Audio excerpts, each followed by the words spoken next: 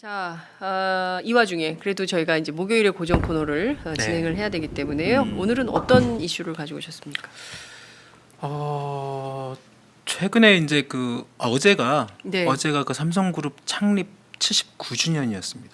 아, 그래요? 네, 어제가 삼성그룹이 이제 만들어진 지 네. 79주년. 내년이면 이제 80주년이고 네. 20년이면 100주년 이런 건데 네. 나름대로 보통 최근에 지금 이재용 부회장이 지금 구속돼 수감돼 있잖아요. 그렇죠. 그러면서 이제 전반적으로 삼성그룹 분위기가 어떨까라는 것도 되게 기자들한테 좀 관심거리였고, 네. 그동안에 보통 그 그룹 창립 날 보면 네. 특별하게 큰 어떤 창립 행사를 하는 건 없었어요. 네, 네. 하지만 그래도 이제 그 삼성그룹 안에 SBC라고 SBC. 삼성 브로드캐스팅 이런 것처럼 저는 어느 외국 방송인가 했더니 SBC가 삼성 브로드캐스팅 뭐예요? C는 뭐예요? C는 일반적으로 이제 컴퍼니 이렇게 보통 회사를 쓰고기도 네. 하십니다만 보통 그냥 그렇게 쓰죠. 그래서 삼성 네. 방송국이라고 한번 보면 됩니다. 사내 삼성 방송국. 방송국. 네, 예, 사내 예. 방송국인데 네. 보통 거기서 그룹 창립일 날 그룹 관련된 그 방송 콘텐츠를 제작해가지고 전 그룹 계열사한테 이렇게 쭉 보여주고 네. 오늘이 창립일이구나 하면서 이건희 회장의 어떤 목소리나 아니면 메시지나 네. 회장 이런 것들이 나와요. 네, 근데 네. 어제는 전혀 그런 것들이 없었습니다. 그러니까 사실상 그룹 지난번에 미래전략실 해체 이후 네. SBC도 해체가 됐어요. 그래서 아니 미래전략실하고 SBC를 왜 해체합니까?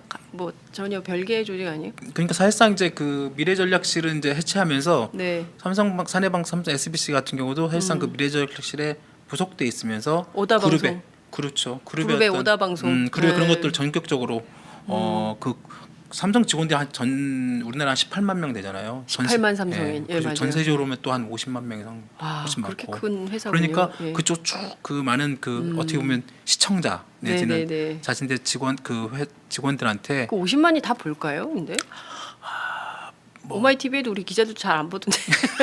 그렇죠. 그걸 네. 본다기보다는 사실상 네. 그냥 전달하는 거죠. 전달하고 전달. 어떻게 보면 그룹이 어떤 그동안에 여러 가지 또 그런 공 이런 것들 네. 이런 것들 갖다가 선전하는 도구로 쓰는 거죠. 특별하게 어떤 굉장히 큰 어떤 의미가 있는 건 네, 아니지만 네, 네. 그런데 그런 것들이 거의 없었던 것이고요. 네. 겉으로는 하여튼 평안하게 보낸 것 같긴 한데 속 사정을 잠깐 보면 여전히 뭔가 미래전략 해체 이후에 전반적으로 좀 불안하고 어떤 의사 결정이나 이런 부분들을 내릴 때 도대체 누구한테 뭘 물어봐야 되는지 잘 모르는 좀 약간 여전히 아직 정리가 좀 덜 된 듯한 그런 느낌이 있었습니다. 네. 그렇군요. 사실 삼성 입장에서도 네. 이건희 회장 이재용 부회장 아버지는 어때요? 지금도 아직도 공식적으로는 여전히 네. 그냥 병실에 여전히 누워 있는 병실에 상태고, 누워 있는 네. 상태. 여전히 지금 몇 년이죠? 그것도 2014년이잖아요. 그러니까요. 2014년이에요. 3년째, 3년이 넘. 3년째 지금 병석에 네. 누워 계신. 아유 큰일이네 이거. 그렇습니다. 빨리 좀 어떻게 돼야 되는데 그죠? 음. 예. 그러니까 지금 어떻게 보자면 아버지는 병석에 누워 계시지 아들은 감옥 갔지. 그렇죠. 그래서 부인이 그걸 그만뒀잖아요. 그만뒀습니다. 예, 네. 리움 미술관장 그만뒀지. 네. 그러니까 지금 매우 심각한 상황이니까 무슨 창립기념식 할 때가 아니다. 이런 판단을 그렇죠. 했을 수가 있겠네요. 네네네. 예. 삼성이 어찌 보자면은 근데 삼성 주가는 계속 오르던데. 그래서 네.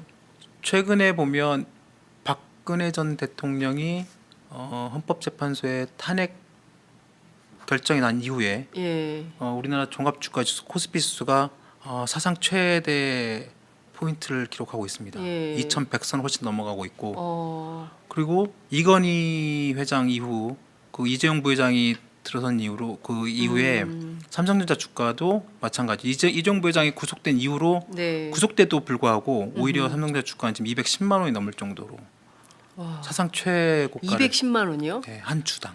와, 나 50만 원일 때 기억하는데 210만 원이나 됐어요. 야, 그러니까요. 대단하네요. 예. 지금 보면 이게 총수가 중요하지 않은 거예요. 그죠? 그렇죠. 그러니까 이제 오히려 투자자들의 입장에서 볼 때는 건전한 기업, 음. 경영 상태가 좋은 기업, 그리고 미래 비전이 있는 기업 이런 그렇습니다. 기업을 원하는 거지.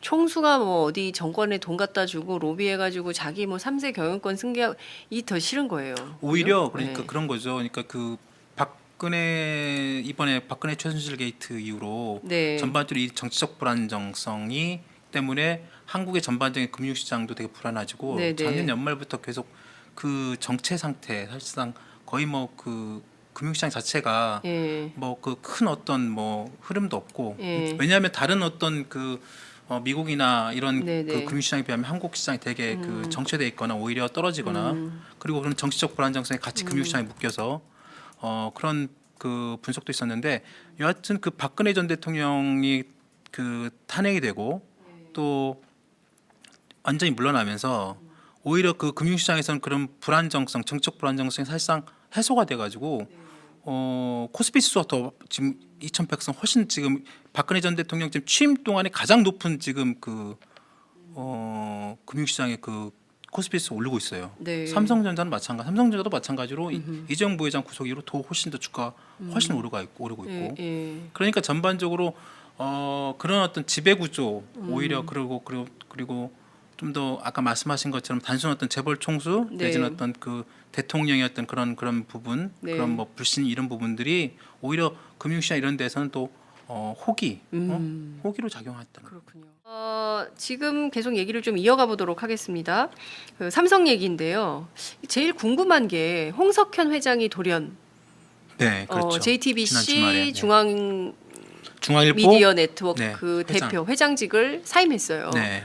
그 설왕설래가 많았습니다. 어떤 배경이 있는 겁니까? 이제 그 홍석현 회장 사퇴 전에 네. 그 아까 이제 이 부분을 볼 필요가 있을 것 같아요. 네. 최근에 이 최순실 박근혜 최순실 게이트 과정에서 핵심은 또 정경유착 부분이고 또 삼성 문제의 또 경영권 승계 부분이 또 포함되어 있잖아요. 네.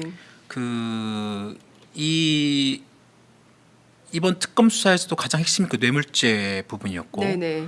결국 그래서 이재용 삼성전자 부회장이 2월 17일 날 구속이 됐습니다. 그리고 2월 28일 날 삼성 미래전략실이 전격적으로 해체가 되고요. 네. 그 미래전략실에 있던 7명의 팀장들, 사장급 인사들이 전격적으로 다 물러납니다. 그리고 그 다음에 이제 3월 6일 날 네네. 아까 말씀하신 것처럼 뭐 홍라희 네. 이재용 부회장의 어머니죠. 네. 홍라희 삼성미술관 리움미술관 관장인데 네네. 홍라희 미술관장이 사퇴합니다. 음. 그리고 3월 8일 날 네네. 홍라희 씨의 친동생이죠. 홍라영 씨, 네. 그 부관장인데요. 부관장도 사퇴를 합니다. 네. 그러니까 홍씨 일가가 딱 사퇴한다가 갑자기 또 3월 6일 날, 3월 8일 날 그 홍씨 그 사퇴하고 그다음 3월 10일 날 헌법재판소에 박근혜 대통령 탄핵 선고가 내립니다. 네네. 그리고 3월 18일 날 아까 말씀하신 것처럼 홍석현 중앙일보 JTBC 회장이 또 사퇴합니다. 이 뭔가 홍씨 일가들의 기민한 움직임이. 이게 홍씨 일가의 이 사퇴가 과연 본인의 의사에 이루어진 것이냐, 네. 아니면 일부에서는 이재용 부회장의 분노, 감옥에 있는 이재용 부회장의 분노가 표현된 게 아니냐. 네. 사실상 홍씨 일가를 삼성그룹 내지 삼성과 관련된 부분에서 네. 사실상 밀어내기, 찍어내기 아니냐라는 얘기가 있습니다. 네. 실제로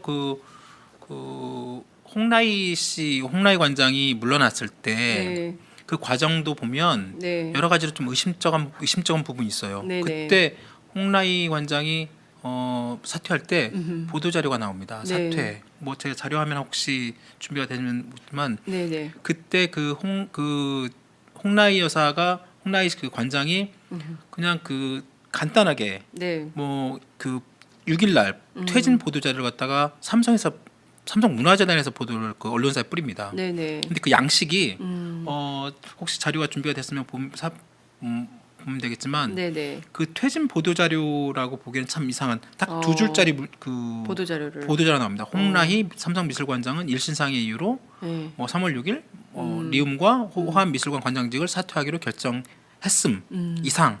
이 문건 자체가 그동안에 삼성문화재단이 만든 문건과 전혀 다르다는 거예요. 네네. 이 양식은 저희도 딱 받았을 때는 이건 그룹에서 쓰는 어떤 보도자료 이런 양식이거든요. 아. 그러니까 그것이 뿌려지면서 그리고 그 전날까지도 사실상 일부 내지는 그 전에 그 홍라희 관장이 꼭 추진해왔던 여러 가지 사업들도 4월 달까지 이미 다 예정돼 있던 여러 가지 기획, 전시 이런 운영들이 계속 잡혀 있어 있는데 네. 전격적으로 갑자기 사퇴를 하는 거죠. 그리고 그 동생도 부관장도 갑자기 사퇴시키고. 네네. 그래서 이게 왜 갑자기 홍라희 그 관장이 네. 물러났느냐? 음흠. 결국은 이재용 부회장이 그쪽 삼성문화재단 이사장이 이재용 부회장이거든요. 네네. 그러니까 인사권이 그쪽 사실상 있는 거죠. 어. 사실상 이제 그 홍씨 일가를 사실상 이제 그 배제하는 그리고 그래서 일부에서는 홍석현 회장의 사퇴도 네. 그런 그 선상에서 해석하는 경우도 있습니다. 네. 그러니까 결과적으로는 엄마와 아들의 네, 그 갈등 뭐 이런 거 아니냐. 그러니까 최순실 게이트를 거치면서 계속 그런 얘기가 나왔었잖아요. 물론 이제 우리 김종철 부장님께서 많이 지적을 해주셨는데 네, 이재용 부회장하고 홍라희 네, 네, 엄마인 홍라희 관장하고 이게 좀 그 갈등이 있다. 엄마가 그 이부진 딸을 더 좋아한다. 네, 네, 뭐 네. 이런 얘기들이 좀 있었는데 그러면은 이재용 부회장이 이제 분노 구속된 상태에서 분노로 이재용의 분노로 엄마까지 잘랐다?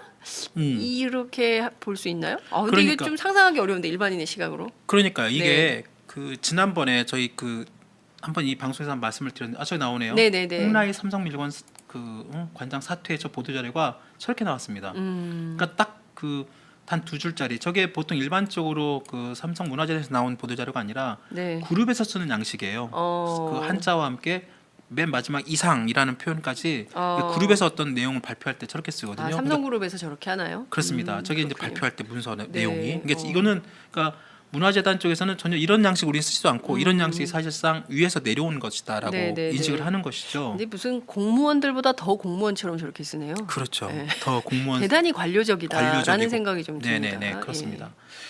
그래서 이게 보면 그 사실상 그 뭐 미전실 미래전략실 해체할 때 이건 삼성그룹 해체됐다고 말을 하지만 네. 실제로는 사실상 이재용 부회장이 옥중에서 사실상 경영 내지는 총수가 있는 한에서는 그룹이 해체됐다고 말하기 어려울 정도로 네. 그렇게 뭐 평가하는 부분이 많고 아까 말씀하신 것처럼 이재용 부회장 이씨 일가와 홍씨 일가의 삼성그룹이라는 삼성 가문 안에서 네네. 아들과 어머니 사이에 이런 갈등까지도 네. 좀 불거지는 지난번에 특검 때 제가 말씀 한번 드렸는데 네. 그 최순실 씨가 그랬다는 거 아니에요. 그 박원호 그러니까요. 그 삼성전자 맞습니다. 그 그 상무. 당시에 이제 그 네. 승마협회 승마협회 예. 상무. 그 사람이 이제 검찰에 가서 진술할 때 네네. 홍라희 씨가 2014년에 네. 그러니까 2015년에 그 경영권 분쟁해서 삼성물산 그러니까요. 합병 일이 일어났잖아요. 2014년에 예. 홍라희 씨가 예. 그때 이제 그 뭐 아버지 이건희 회장도 쓰러지고 그랬지만 홍라희 씨가 아들에 대해 굉장히 탐탁지 않게 생각하고 있고 그런 부분들을 갖다가 맞아요. 최순실 씨가 듣고 네. 네. 그걸 갖다가 이제 박원호 전무한테 얘기를 하고 박원호 전무가 검찰에서 진술하고 그걸 특검에서 다시 재확인하고 실제로 이번에 홍석현 회장이 사퇴할 때도 네네. 그 중앙선대 인터뷰에 그런 내용이 나옵니다. 그런 갈등설이 있던데 그게 어떠냐 맞냐 네, 그랬더니 실제로 그런 것이 있었다 그런 그 진술이 있었다는 것도 자기가 확인했다는 거예요. 홍석현 회장이 네. 확인을 그런데 했다. 엄마하고 아들이 싸우고 있다. 싸우고 있다는 것까지는 예, 아니지만 예. 그런 얘기를 사실상 그런 진술이 있었고 네. 그 공식적으로 인정을 하진 않았어요. 홍 회장도 어떻게 그럴 수 있겠냐 네, 그렇지는 네, 않을 네. 거다라고 네. 하지만 적극적으로 부인하는 표현도 아니었고 다만 그때 분명히 그 홍라희 여사 어머니와 아들 사이에 여러 가지 이런 그 심상치 않은 2014년부터 이렇게 분위기가 있었다는 거잖아요. 네. 그리고 2014년에 그거를 겪음하면서 이제 그 이재용 일가, 그러니까 이 씨가 홍씨 과거에 이제 이렇게 보면 삼성그룹이 사실상 역사적으로 보면 이 씨와 홍 씨가 사실상 같이 해왔다고 해도 과언이 아니라고 합니다.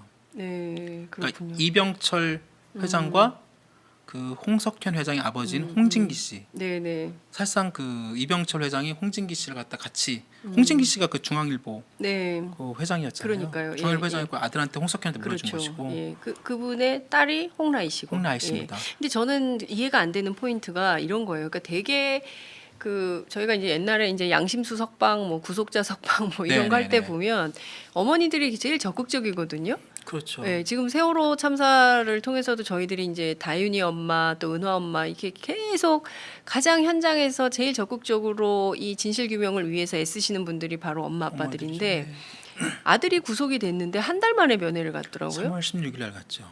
저는 아무리 그 부잣집 모르겠어요. 왜 그런지 모르겠는데 일반 정서로 보면은 잘 이해가 안 예컨대 되죠. 만약에 그 저기 뭐야 우리 김 부장님 자제분께서 이런 일은 없어야 되겠지만 구속이 그 됐다. 잘못해서. 예. 그러면은 한 달 뒤에 가겠어요 면회를?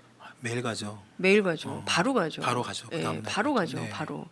그 다음 날이 그러니까 아니라 바로 가죠. 이해가 바로. 안 되는 거죠. 그러니까 저는 이게 왜 그랬을까? 뭐. 그러니까 예. 저희 기자들도 처음에는 그 아까 말씀드린 2월 17일 날 이재용 부회장이 구속 수감이 됐습니다. 네네. 그러면 2월 18일 곧바로 첫 면회자가 엄마였을 어머니였을 거라고 당연히 이렇게 그렇죠. 생각을 하고 예. 당연히 삼성 그쪽에도 얘기를 했지만 예, 어떻게 밥은 먹니? 뭐 어떻게 그러니까요. 하니? 막 울고 이래야 되는 거 아니에요? 그게 아니고 오히려 그다음 2월 18일 날 19일 날에는 예. 이인용 그 삼성그룹 그 이인용 뭐 그 홍보 쪽에 있는 사장 다른 경영진이 가가지고 다른 보고를 했다는 거예요. 근데 참 이 사람들이 돈은 많겠지만 그렇게 뭐랄까 이게 좀 사는 맛 이런 것은 없을 것 같아요. 그러니까 야, 엄마가 3월 어떻게 6일 날 3월 8일 날 자기가 아들이 다 구속됐는데 쉽게 말하면 그 밀어내기로 당했다는 느낌을 지울 수 없는 그런 이런 인사를 받고 네. 3월 16일에 찾아간 거 아니에요. 그러니까 외부에서 볼 때는 아니 2월 17일 날 아그 리움 관장에서 물러나기 3월 6일이에요. 3월 6일 날 물러나고 3월 16일 날 이제 아들 16일 날 찾아갑니다. 근데 이제 언론에는 어떤 보도가 나왔냐면 뭐 아들도 감옥 가 있고 남편도 아프고 네. 내가 무슨 맛에 사냐. 네. 그래서 그냥 아유 다 관두겠다. 이런 게 홍라희 관장의 속뜻이다라는 보도를 제가 본 적이 있거든요. 네. 근데 그건 아마 삼성 쪽에서 만들어낸 보도 자료일 것입니다. 와. 삼성에서 그런 보도 자료를 보도자를 내지는 왜냐하면 않았지만 그게 대중적으로는 설득력이 그렇죠. 있거든요. 보도자를 그래 내지는 그랬을 수 않았지만 있다. 그럼요. 충분히 그리고 예. 일정 부분 그럴 수도 있죠. 실질적으로 어머니와 피가 섞인 가족이니까 그럼요. 당연히 일정 부분 그런 부분이 있을 수 있죠. 네, 있을 네. 수 있고 충분히 그런 면도 있죠. 그런데 네. 그것이 단순히 어떤 네. 그런 차원으로 해석되지 못할 또 다른 아까 정황들 아까 이 갑작스러운 어떤 홍라희 여사가 왜 미술관장을 사퇴하며 그만두고 또 심지어 그 동생까지 네네. 부관장까지 그러면 어머니가 물러나면 네. 부관장이 그걸 맡아서 하면 되잖아요. 네네. 부관장까지도 전부 다 사퇴를 시킵니다. 그리고 부관장까지. 네, 그럼 이제 엄마는 물러날 수 있지만 그 이모죠 이모죠. 부관장. 이모가 부관장이니까 이모가 그러니까 엄마가 야 내가 너무 속상해가지고 그럼요. 내가 지금 남편도 저렇게 아프지 그럼요. 애도 막 구속되지 들어있으니. 내가 지금 막 사는 게 아니야 난 다 그만두고 싶어 아 내가 이런 거 해서 뭐하니 뭐 그럼요. 이럴 수 있어요 저는 그렇죠. 충분히 그럴 수 네, 있다고 네. 생각하거든요 그리고 그만둘 수 있는데 그러면 이제 그만뒀으니까 그러면 동생이 그럼 언니 내가 좀 어떻게 해볼게 왜냐면 언니 좀 쉬어 이렇게 할 수 있어요 미국 저는 미술관이 갖고 있는 여러 가지 그 미술계나 네. 여러 가지 그 전시나 이런 데서 하는 그 또 네. 굉장히 그 역할이나 있고 업계 그쪽에서 또 큰 사업 같은 게 많잖아요. 그렇죠. 근데- 그런 거를 주도적으로 해왔던 분들인데. 근데 이모도 물러나고 그렇죠. 이모는 속상하지만 좀 지켜야 된다고 생각하는데 그러니까. 이모도 물러나고 엄마도 물러나고 3월 6일 날 홍관장, 그다음에 3월 8일 날 그 부관장 동생까지 다 물러나게 합니다. 이게 삼성의 뜻이라는 거죠. 그렇죠. 근데 이거에 대해서 삼성은 어떤 입장을 밝히고 있어요? 삼성은 기본적으로 아까 말씀하신 것처럼 그렇지 않다. 그 일부 썰에 불과하다. 네. 그 한겨레가 그 내용들을 실제로 3월 18일 날 보도를 했어요. 네네. 혹시 이거 찍어낸 거 아니냐? 그래가지고 그쪽 미술관이나 이쪽 업계 사람들 의견을 그 얘기를 들어서 네. 그렇게 보도를 했는데 거기에 네. 대해 삼성전자가 아주 공개적으로 반박하는 내용을 냅니다. 공개적으로. 네네. 그때 전혀 근거 없고 허위와 악의적으로 자극적인 제목으로 기사를 썼고 그래서 대단히 그런 보도에 유감을 유감이다.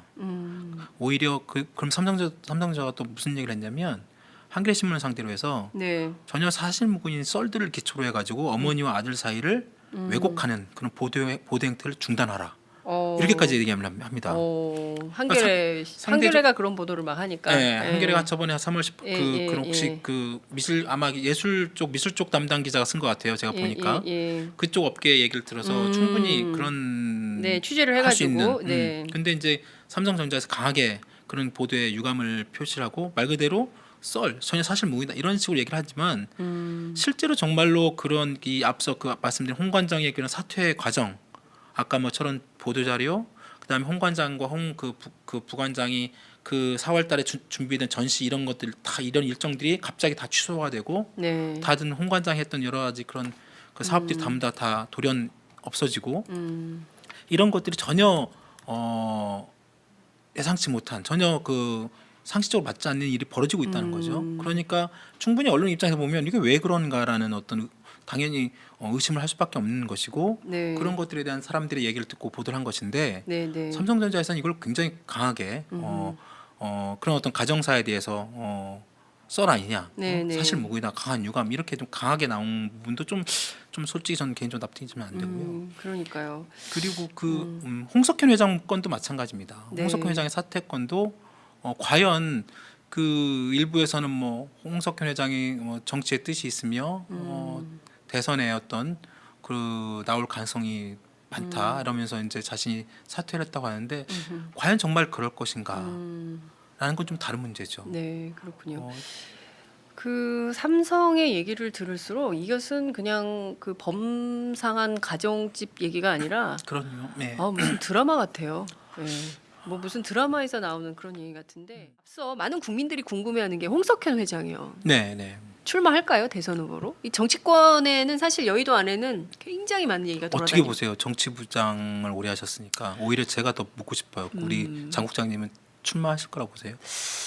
그 이제 뭐 여러 가지 플랜 B들이 돌아다니더라고요. 각 캠프에서 이제 나오는 그렇죠. 얘기를 종합을 해보면 이제 특정 후보를 거론해야 되는 문제점이 있는데 야권에서 비교적 보수적이라고 평가받는 후보. 그렇죠. 야권의 후보 가운데 굉장히 유력한데 보수적인 안희정 후보. 아니 너무 이렇게 확 들어오시면 제가 좀 힘든데 여하튼 그런 후보가 만약에 그 후보가 되지 않는다면 야권의 대선 후보가 되지 않는다면 플랜 B로 생각을 하는 것 같다라는 얘기를 그 보수적인 후보 캠프의 관계자가 얘기를 하더라고요. 그 안희정 후보 캠프 쪽에서 그 조한규 그 세계일보 사장 전 사장이잖아요. 그때 그 저희 오연호 대선 열차에서 간단하게 그 말씀하셨는데 홍석현 회장이 사퇴 발표했을 때 그 안희정 후보 캠프에서 가장 먼저 자신한테 전화가 왔었다는 거예요. 왜 사퇴했나 이런 여러 가지 배경이나 이런 것들을 묻기 위해서. 그래서 여러 군데에서 전화를 한 것 같더라고요. 그렇죠. 네. 그런데 하여튼 재계나 경제 쪽에서 바라볼 때는 그 전반적으로 과연 물론 다른 시각 물론 그 홍 회장 스스로가 뭐 정치의 뜻이 있고 대선 여러 가지 과거에 2005년에 노무현 정부 때 주미대사도 했지 않습니까? 나름대로 그리고 기본적으로 삼성가가 정치에 되게 관심이 많습니다.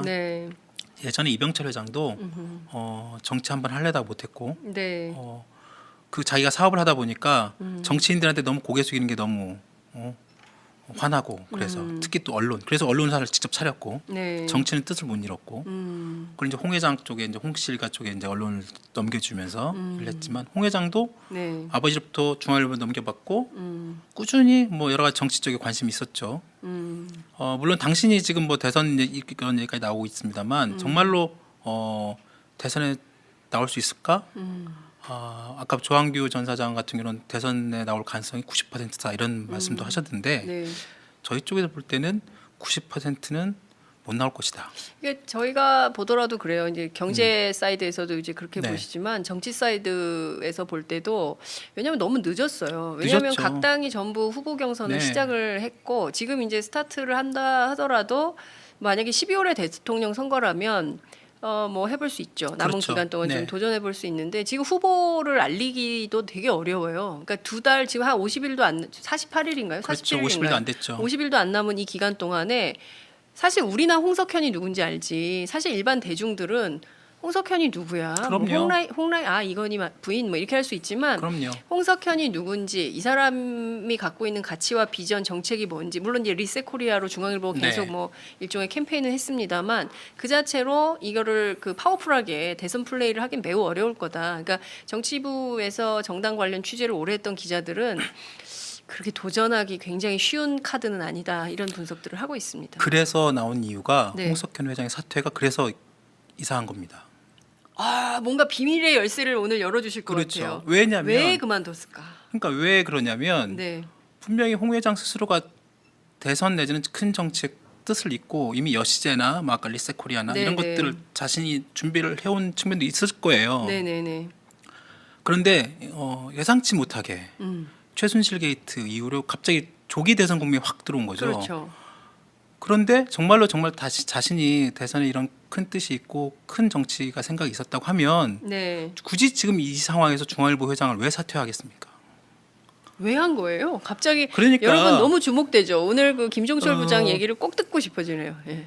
저희가 봤을 때는 사퇴한 게 아니고 홍라희 여사처럼 거의 밀어 찍어내기 당한 거죠.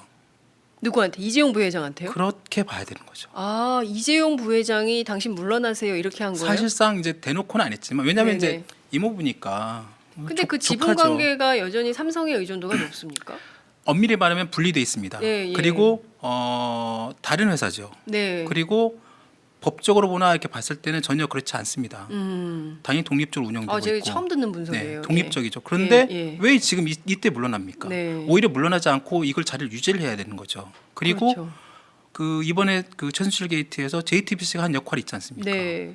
그런 걸 생각하면 오히려 더 예. JTBC의 그런 진보적인 관점, 예. 그다음에 중앙일보가 그동안 가져왔던 합리적 보수의 관점, 그걸 자신이 충분히 더 활용하면서 네. 차기 만약 12월 대선이라고 하면 네, 충분히 네. 더 가져갈 수 있고 심지어 조기 대선이라 하더라도 네. 자기가 이걸 그대로 유지하면서 충분히 나올 수가 있는 거죠. 네. 그런데 왜 지금 갑자기 사퇴를 했을까? 그건 아까 홍라희 여사의 사퇴, 예. 홍라영 자기 동생의 사퇴, 예. 거기에 같이 아하. 홍석현 회장의 사퇴도 맞물려 있는 것이 아니냐. 그리고 이번 이재용 부회장의 구속에 JTBC 한 역할이 있지 않습니까? 크죠. 그죠. 사실상의 스모킹건을 땡겼다고 봐야 되는 그렇죠. 거죠. 그러면 태블릿 PC. 자기 누님, 누나가 이걸 책임지고 물러나요. 심지어 홍라영까지 자기 여동생까지도 물러나요. 쫓겨나요. 자기가 여기 위치에서 가질 수 있는 방법이 뭐가 있겠습니까? 자기도 책임을 지는 거죠. 그리고 책임을 지고 이재용 무섭다. 그렇죠. 책임을 왜냐하면 예. 그런 얘기도 있어요. 옛날에 그 김용철 변호사가 예, 삼성을 예. 생각한다 있을 네네네. 때 그 과거에 지금 중앙일보가 분리를 했지만 네네. 사실상 그 당시에 그 홍석현 회장이 갖고 네, 있는 네. 수많은 어떤 차명 계좌 나옵니다.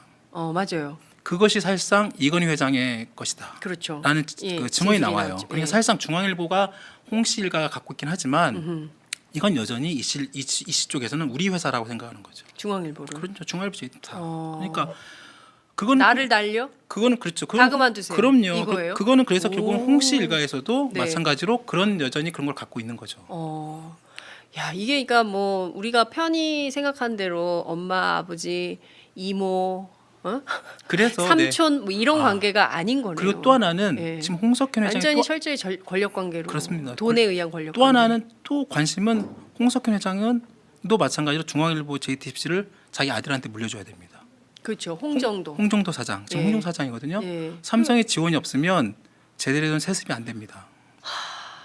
그러니까 거기도 세습을 위해서 거기도 세습이죠. 아들한테 세습하기 당연하죠. 위해서 당연하죠. 당연하다. 그래서 결국은 홍석현 회장의 세습을 북한에서만 하는 줄 알았더니 아. 그냥 삼성과 삼성 관련은 전부 세습이구만요. 그렇게 봐야 되죠. 네. 그래서 홍석현 회장 그래서 그 다음에 이번 주 초에 했던 손석희 사장의 그런 뉴스 브리핑 내지는 그 앵커 브리핑. 앵커브리핑이 앵커 브리핑 굉장히 인상적이었어요. 그렇습니다. 특정인을 위한 것이 아니다. 저희 특정 집단을 위해 위에 있는 게 있는 아니다. 것이 아니다. 그것은 뭐냐면 아예 결국 제목이 시청자 여러분께였어요. 그렇죠. 예. 그건 결국은 뭐냐면 예. 그 얘기는 손석희 사장이 사실상 삼성에 대한 경고 메시지라고 보면 되는 거죠.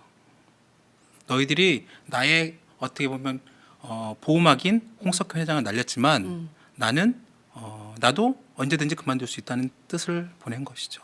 손 사장 멋있네요. 여하튼 그런 식으로 네. 그런 여러 가지 그 복합적인 뉘앙스가 깔려 있다고 네. 보는 거죠. 저는 개인적으로 만약에 그 JTBC가 그동안 해왔던 그 방송으로 언론으로서의 기능과 역할을 소위 사기업이 이 침해하려고 한다고 하면 그럼 막아야 된다고 생각해요. 네. 예, 막아야 되고 만약에 이제 얼토당토하는 방식으로 들어온다. 그럼 저는 손석희 사장도 그만둬야 된다고 생각합니다. 그러니까 거기에 이 이런 말 막 사실상 해도 되나 남의 회사? 사실상 배수진을 깐 거죠. 예, 손석희 사장도. 손석희 사장도 네. 배수혜진을 깔고 이런 식으로 하면 나 그만둘 수도 있어. 네, 하루 아침에 거품된다. 그렇죠. JTBC 이미 이런 경고를 날린 거군요. 그렇죠. 이미 예. 손석희 사장이 그 동안에 그 JTBC에서 자기 나름대로 색깔과 저널리즘을 맞춘 여러 가지 네. 보도를 할 수 있었던 가장 큰 힘이 홍석현 회장이었고, 네. 홍석현 회장이 사실상 그런 손석희 사장에게 엄청난 책임과 역할과 권한을 부여했기 때문에 네. 중앙일보와 같은 그런 어떤 네. 보수적 색깔의 어떤 네. 그런 그 언론사에서 조중동이라는 프레임에 딱 갇혀 있었고 조중동 종편 프레임에 갇혀 있는 것을 손석희 사장이 가서 사실 보도 분야 사장을 맡으면서 네. 공정성 있는 언론으로 완전히 국면 전환을 해서 사실상 JTBC 뭐 별 볼 일 없었잖아요. 네, 그렇지만 손 그럼요. 사장 가장 그 모든 우리 앞서 이제 공영방송 비판했습니다만 그동안 MBC가 갖고 있었던 신뢰도가 사실상 JTBC로 옮겨가서 영향력 신뢰도 1위인 매체가 됐어요. 오히려 근데 KBS 그거를 안 해도 좋다 이런 방식으로 삼성이 치고 그럼요. 들어오면 네. 그럼 이거 그만해야죠. 저는 그런 그럼요. 생각입니다. 그러니까요. 네. KBS, MBC보다 훨씬 더 높은 시청률과 신뢰도 국민으로부터 신뢰도를 받고 있는 그 미디어가 만들어졌는데 네. 그러면 그것은 손석희 사장이 나름대로 어떤 그 여러 가지 뭐 능력, 역량 네, 이것도 네, 있지만 네. 그것을 할 수 있게끔 만들어준 홍석현 회장의 배우가 있었기 때문에 네, 가능했던 예. 거죠. 그러니까 언론을 자꾸 오너가 네. 끼워가지고 자기 맘대로 핸들링하려고 하는 것 자체가 있을 수 없는 일이고요. 반드시 편집권, 편성권 그럼요. 이런 것은 기자들한테 줘야 되는 거죠. 당연합니다. 예, 그것을 자꾸 침해하려고 하고 내가 뭐 좀 어디 갔다 왔는데 이것 좀 광팔려고 하고 이런 건 절대로 받아들여서는 안 그럼요. 되죠. 그래서 홍석현 회장의 사퇴가 네. 그렇게 그게 뭐 정말로 자기 어떤 계획되고 네. 어떤 대선의 어떤 그런 그 뭐 로드맵에 예. 맞춰서 나온 그런 상황이 아니다라는 그런 분석이 많고. 아 재밌네요. 오늘 정말 재밌는 포인트를 여러분들 네. 그 김종철 부장에게 들으신 것 같습니다. 왜냐하면 그 동안의 프레임은요. 여의도에서도 그랬어요. 여의도에서도 그런 얘기 하나도 안 나왔거든요. 그동안 계속 뭐 여의도는 주로 어떤 식이냐면 좀 하수인 것 같아. 뭐냐면 여의도는 홍석현 회장이 나오면 구도가 어떻게 바뀔까? 네. 보수표가 결집을 할까? 자유한국당 포함해서 예컨대 이제 보수가 전부 결집해가지고 문재인 대 혹은 뭐 민주당 후보 네. 대 뭐 보수 후보 1대1 구도가 만들어질까? 뭐 양자 대결하면 어떻게 될까? 뭐 이런 수준이거든요. 근데 전혀 프레임이 다르네요. 그렇습니다. 이재용이 잘랐을 수 있다. 그럼요. 그리고 있다. 그래서 홍석현 회장이 정치 내지는 이런 걸 그 뉘앙스를 풍긴 이유는 결국은 무슨 역할을 하고 싶어 합니다.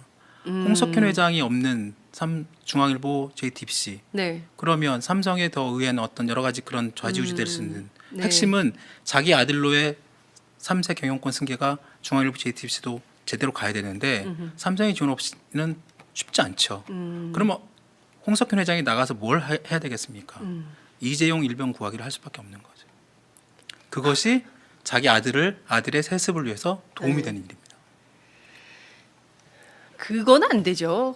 네? 중앙일보와 JTBC가 이재용 일병 구하기를 할 수는 없죠. 왜냐하면 범죄자예요. 그럼요. 구속되어 있어요. 맞아요. 뇌물을 433억이나 뿌린 사람이에요. 그러니까요. 그런 것을 용인하고 국민연금을 다 갖다가 그렇게 했는데 그거를 홍석현 회장은 분명히 이재용 부회장과 그런 어떤 그 가족 관계죠.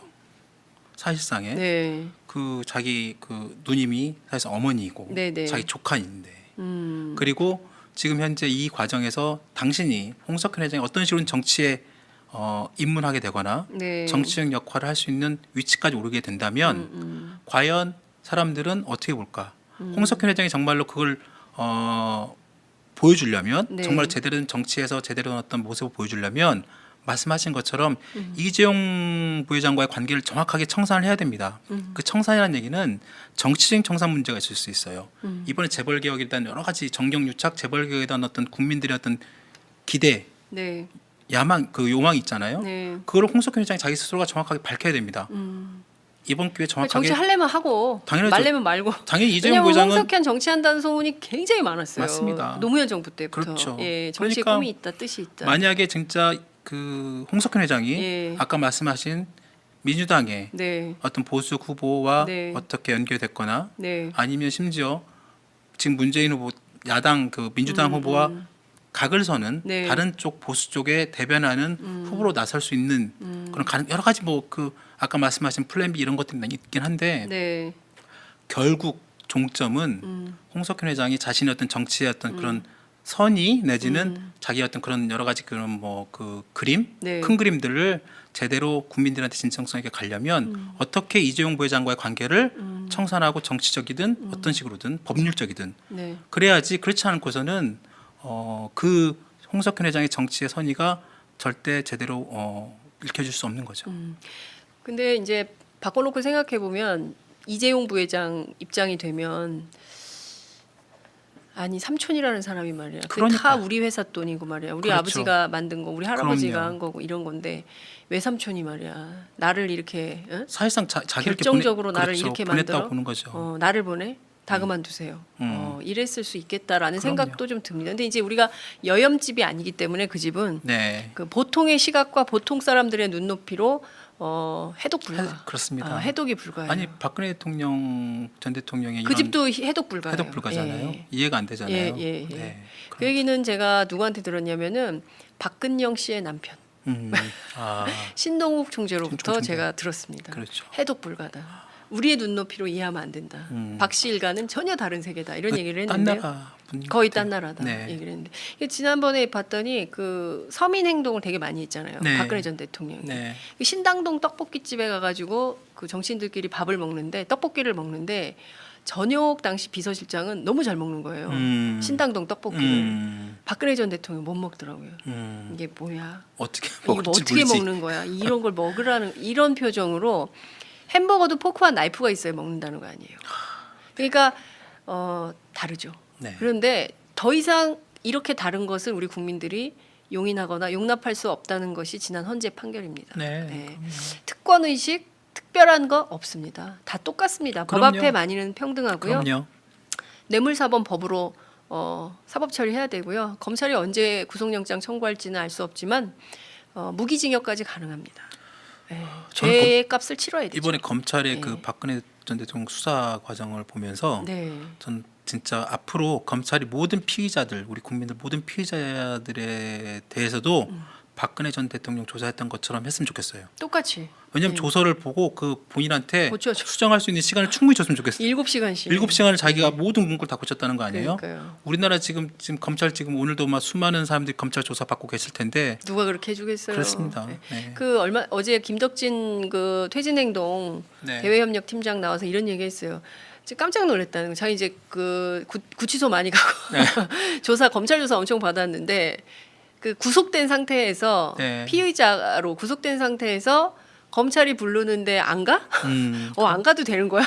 그러니까 만약에 이제 불구속 상태라면 뭐 이렇게 조사 일정을 고치고 변경할 수 있지만 이렇게 할 수 있는 안종범, 정호성, 최순실 이 사람들은 검찰 위에 있는 사람들이다. 그렇지 않고선 검찰이 부르는데 어떻게 안 가냐는. 불출석 사유서 내고 안 갈 수도 있어요. 구속된 사람들이. 그러니까요. 구속자가 어떻게 그럴 수가 있냐. 네. 그래서 제가 보기에 이번에 이분들이 피의자 인권 개선에 상당히 기여를 맞습니다. 많이 하는 것 같아요. 네네네. 예. 그리고 7시간씩 고치게 해줘야죠. 잠깐만요. 제가 잠깐 다시. 예. 그러니까요. 증거 인멸할 거 다 남기고. 물론 이제 이 영상 녹화는 피의자 인권을 위해서 아, 그럼요. 조치한 겁니다. 검찰이 자료로 낼 수는 없습니다. 그렇죠, 법정에 그렇죠. 영장실질 심사할 네네네네. 때. 그렇지만 본인이 이거 안 한 이유는 역사에 남기고 싶지 않죠. 그렇죠. 남기지 예. 않았다는 거죠. 예, 누군 그러더라고요. 어버버 해가지고 음, 어머 내가 이렇게 말했어요? 막 이러면서 그렇죠. 다 고친 거 아니냐 이제 이런 얘기들도 하던데요. 저 같은 참 이 역사의 퇴행을 다시 한번 정상화하는데 정말 많은 시간이 걸렸고 결국은 박근혜 전 대통령의 이 퇴진, 쇠락 그 출발이 세월호 맞습니다. 아니었나 이런 생각이 좀 듭니다. 그 오늘 아침 봤더니 심상정 정의당 대표가 남긴 메시지가 굉장히 인상적이거든요. 인상적이더라고요. 박근혜가 내려가자 세월호가 올라옵니다. 가라앉은 진실이 바닥을 떠나는데 1072일이 걸렸습니다. 아 어제 올리신 건가 봐요. 네. 진실이 드러나기까지 얼마나 많은 시간이 걸릴지 모릅니다. 지켜보는 전 국민과 유가족의 마음이 다르지 않을 것입니다. 끝까지 함께하겠습니다. 이런 게 정치인의 마음이 아닌가 싶어요. 그게 상식적이죠. 이게 상식적이죠. 네. 이렇게 해줘야 되는 것이죠.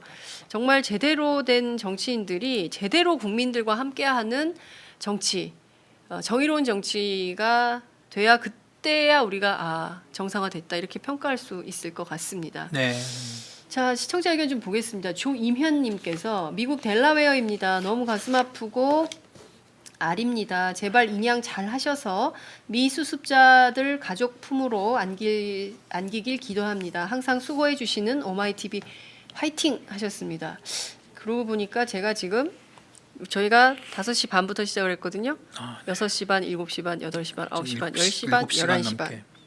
12시 22분. 7시간째. 7시간째 생방송으로 떠드는 저희들도 참 대단하다 이런 생각이 좀 듭니다. 김종철 부장님 오늘 말씀 잘 들었고요. 네.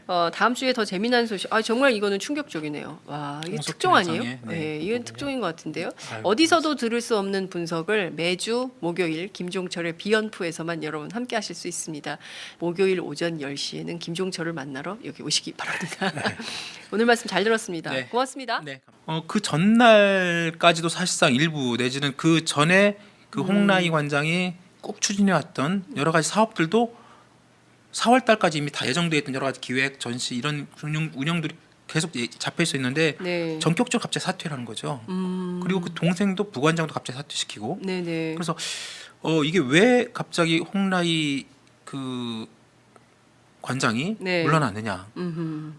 결국은 이재용 부회장이 그쪽 삼성문화재단 이사장이 이재용 부회장이거든요. 네네. 그러니까 인사권이 그쪽 사실상 있는 거죠. 어. 사실상 이제 그 홍씨 일가를 사실상 이제 그 배제하는 그리고 그래서 일부에서는 홍석현 회장의 사퇴도 네. 그런 그 선상에서 해석하는 경우도 있습니다. 네. 그러니까 결과적으로는 엄마와 아들의 네.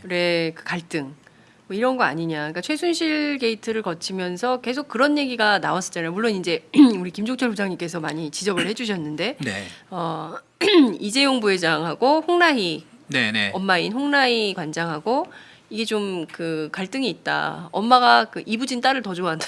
네. 네. 뭐 이런 얘기들이 좀 있었는데 그러면은 이재용 부회장이 이제 구속된 상태에서 이재용의 분노로 엄마까지 잘랐다?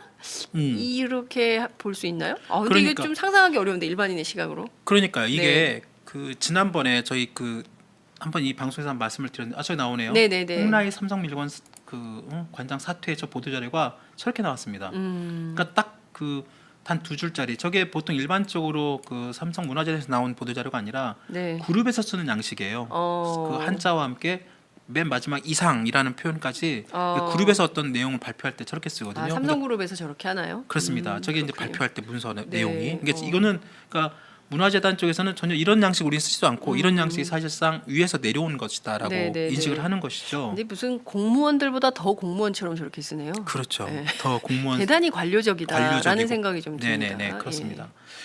그래서 이게 보면 그 사실상 그 뭐 미래전략실 해체할 때 이건 삼성그룹 해체됐다고 말을 하지만 네. 실제로는 사실상 이재용 부회장이 옥중에서 사실상 경영 내지는 총수가 있는 한에서는 그룹이 해체됐다고 말하기 어려울 정도로 네.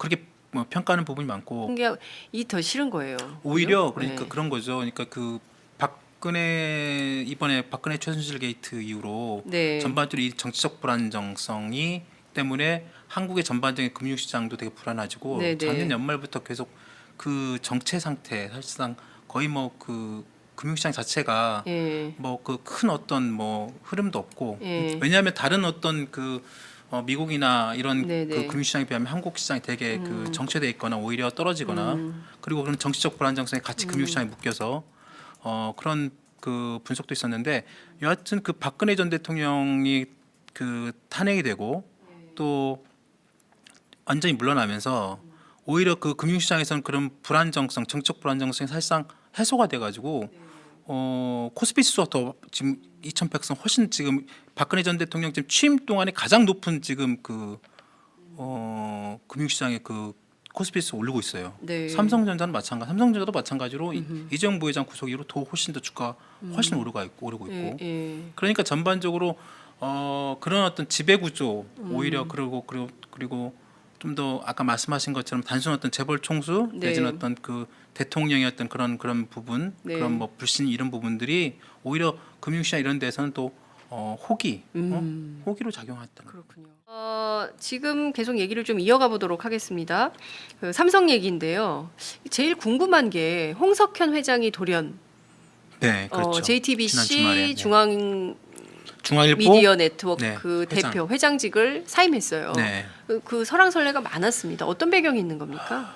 이제 그 홍석현 회장 사퇴 전에 네. 그 아까 이제 이 부분을 볼 필요가 있을 것 같아요. 네. 최근에 이 최순실 박근혜 최순실 게이트 과정에서 핵심은 또 정경유착 부분이고 또 삼성 문제의 또 경영권 승계 부분이 또 포함되어 있잖아요. 네. 이번 특검 수사에서도 가장 핵심이 그 뇌물죄 부분이었고 네네. 결국은 그래서 이재용 삼성전자 부회장이 2월 17일 날 구속이 됐습니다. 그리고 2월 28일 날 삼성 미래전략실이 전격적으로 해체가 되고요. 네. 그 미래전략실에 있던 7명의 팀장들, 사장급 인사들이 전격적으로 다 물러납니다. 네. 이런 것들 갖다 선전하는 도구로 쓰는 거죠. 뭐 특별하게 어떤 굉장히 큰 어떤 의미가 있는 건 네, 아니지만 네, 네. 그런데 그런 것들이 거의 없었던 것이고요. 네. 뭐 겉으로는 하여튼 뭐 평안하게 보낸 것 같긴 한데 속 사정을 잠깐 보면 여전히 뭔가 미래전략 실체 이후에 전반적으로 좀 불안하고 뭐 어떤 의사 결정이나 이런 부분들을 내릴 때 도대체 누구한테 뭘 물어봐야 되는지 잘 모르는 좀 약간 여전히 아직 정리가 좀 덜 된 듯한 그런 느낌이 있었습니다. 네, 그렇군요. 사실 삼성 입장에서도 네. 이건희 회장, 이재용 부회장 아버지는 어때요? 지금도 아직도 공식적으로는 여전히 네. 그냥 병실에 여전히 누워 있는 병실에 상태고, 누워 있는 네. 상태. 여전히 뭐 지금 자가호흡과- 몇 년이죠? 그것도 2014년이잖아요. 그러니까요. 2014년이에요. 지금 3년인 3년이 넘. 3년째 지금 병석에 네. 누워 계신. 아유 큰일이네 이거. 그렇습니다. 빨리 좀 어떻게 해야 되는데 그죠? 음. 예. 그러니까 지금 뭐 어떻게 보자면 아버지는 병석에 누워 계시지 아들은 감옥 갔지. 그렇죠. 그래서 부인이 그걸 그만뒀잖아요. 그만뒀습니다. 예, 네. 리움 미술관장 그만뒀지. 네, 네, 네. 그러니까 지금 매우 심각한 상황이니까 뭐 무슨 창립기념식 할 때가 아니다. 뭐 이런 판단을 그렇죠. 했을 수가 있겠네요. 네, 네, 네. 예. 삼성이 어찌 보자면은 근데 삼성 주가는 계속 오르던데. 그래서 네.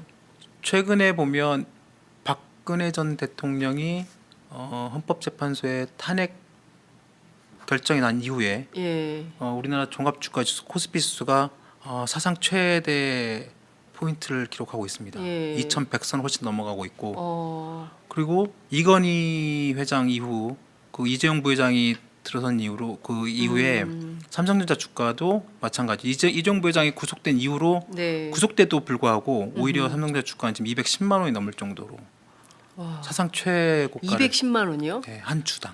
와, 나 50만 원일 때 기억하는데 210만 원이나 됐어요. 그러니까요. 야, 그래서 대단하네요. 예. 지금 이게 보면 총수가 중요하지 않은 거예요. 그죠? 그렇죠. 그러니까 이게 오히려 투자자들의 입장에서 볼 때는 건전한 기업, 음. 경영 상태가 좋은 기업, 그리고 미래 비전이 있는 기업 이런 그렇습니다. 기업을 원하는 거지. 총수가 뭐 어디 정권에 돈 갖다 주고 로비해가지고 자기 뭐 3세 경영권 자, 이 와중에 그래도 저희가 이제 목요일에 고정 코너를 네. 진행을 해야 되기 때문에요. 오늘은 어떤 이슈를 가지고 오셨습니까?